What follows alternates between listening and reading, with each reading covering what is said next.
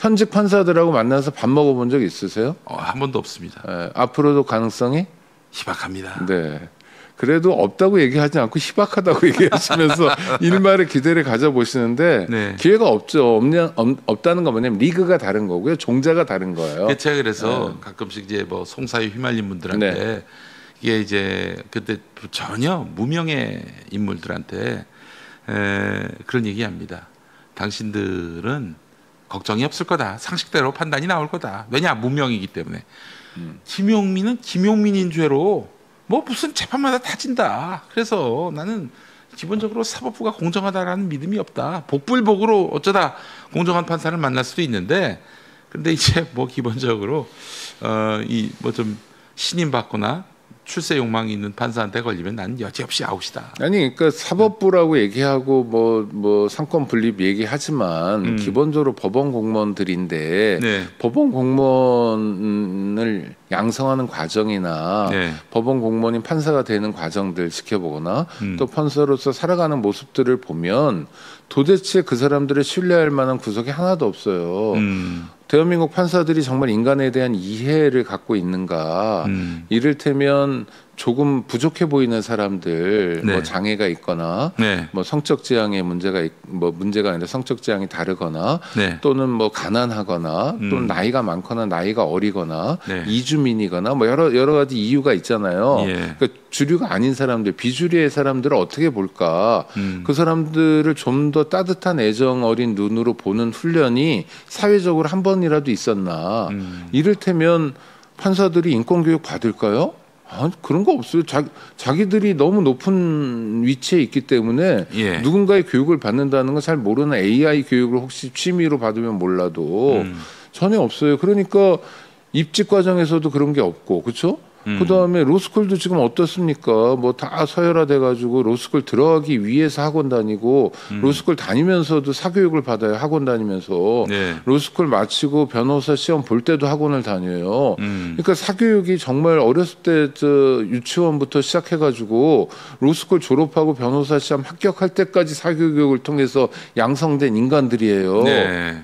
인간에 대한 이해가 있습니까? 없어요. 인간에 대한 이해를 가질 만한 기회가 있습니까? 그 다음에 로스쿨의 그 막대한 비용을 부담하려면 적어도 중산층 이상이거나 상당히 먹고 살만해야 자식을 판사를 만들 수 있어요. 네. 부모의 역할이 되게 중요해요. 그럼 이 사람들이 판사가 된 이유는 뭐예요? 누구는 운칠 기삼이라고 그러는데 저는 그렇게 생각하지 않아요. 운칠 복삼이에요. 운 아니면 복이잖아요. 그러네요. 그리고 세습 받은 거고 네. 뭘 똑똑해요, 똑똑하긴. 아유. 이재명 대통령에 대해서 똑똑하다고 얘기하면 전 인정해요. 예. 왜냐하면 세습받은 조건이 아무것도 없는 상태였잖아요. 글쎄 말이에요. 너무 가난해서 초등학교 졸업하고 중학교도 못 갔잖아요. 네. 그러면서도 자기 발전을 해왔잖아요. 이를 악물고. 그럼 똑똑하다고 얘기할 수 있어요. 네. 그런 고초를 경험해본 친구 중에 판사가 있나요? 대한민국에? 한 명이라도 있어요, 정말로? 없어. 예. 그럼 어떻게 사법부를 신뢰해요? 그러니까 저는 네. 조희대가 지금 사실상 난을 일으키고 네. 서초동에 앉아서 농성을 하고 있잖아요. 국회에도 안 서초동 나오고. 농성이다. 그러면 이럴 때 예. 대한민국 해야 될 일은 뭐냐면 진짜 법원에 대해서 처음부터 다시 시작하자. 네. 이재명 정부가 개헌한다고 했습니다. 네. 해야죠. 중요한 숙제예요. 그 뭘로 개헌을 해야 합니까? 아니 그러니까 이 개헌을 사법적 일을 통해서 위해서. 일단 배심을 도입해야죠. 배심원 지금은 제도. 헌법에 재판이라는 게 법관에 의해서만 하는 것처럼 되어 있어요. 네. 그러니까 위헌 논란이 있습니다. 배심이나 참심을 도입하면. 근데 재판 중에 가장 완성도 높은 재판은 국민재판, 시민재판이에요. 네. 근데 국민 전체가 다 재판에 나설 수는 없죠. 네. 생업에 종사하고 바쁘니까 현대사회는 복잡하니까. 그러니까 어떻게 하냐면 배심이나 찬심을 통해서 국민의 뜻이 재판에 관철돼야 돼요. 모든 권력은 국민으로부터 나오잖아요. 그렇죠. 국민으로부터 나오고 국민이 통제해야 되는데 왜 사법 권력은 국민으로부터 나오지 않고 국민이 통제하지 않느냐. 그러니까 지금 세상에 선출된 권력, 행정부, 입법부를 능멸하는 사법부가 되지 않았습니까? 예. 아니 그러니까 국민마저 능멸하는 거예요. 국회의원이나 대통령인 대리인들, 심부름꾼, 머슴만 능멸하는 게 아니라 그 뒤에 있는 국민의 주권까지도 능멸하고 있어요. 심판해야죠. 그러니까 재판을 시민이 하는 겁니다. 배심이나 참심을 전격적으로 도입하자. 첫 번째고요. 두 번째는 꼭 개헌 사안은 아니고 사실은 약간 개헌도 필요합니다만 독일 같은 모델도 있어요. 독일은 대법원이 여러 개 있어요. 대법원이 여러 개가 있어요? 최고법원이요. 그러니까 오호. 3심이라는 신급제는 그대로 두는 거예요. 그렇지만 노동법원 사건들은 노동 최고법원에서 판결을 하는 겁니다. 환경은 환경에서, 형사는 형사에서 뭐 이런 식으로. 그러면 어떻게 되냐면 지금 대법원이 가지고 있는 패권적 지위를 해체시켜 버리는 거예요. 대법원이 여러 개 있는 거죠. 또 하나는 지금 논의하고 있는데 실질적인 4심제도 할 수 있는 겁니다. 네. 이를테면 대법원에서 판단이 끝났어요. 대법원 법리 판단을 했어요. 그럼 대법원의 판단에 대해서 우리는 왜 묻지 못하지? 헌법재판소에서 대법원의 법리 판단에 대해서 묻는 절차를 만들어내는 거예요. 그럼 신급제가 4심이 되는 겁니다.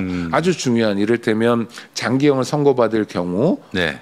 그렇잖아요. 사람을 사형이나 뭐 이런 거 할 경우에 다시 한번 들여다보자. 뭐 이렇게 할 수 있죠. 그러니까 조건을 달아서, 모든 사건은 아니지만 여러 가지로 그렇게 할 수 있고요. 또 하나는 대법원에 대한 감시 체계를 만들 수 있는 겁니다. 그렇죠?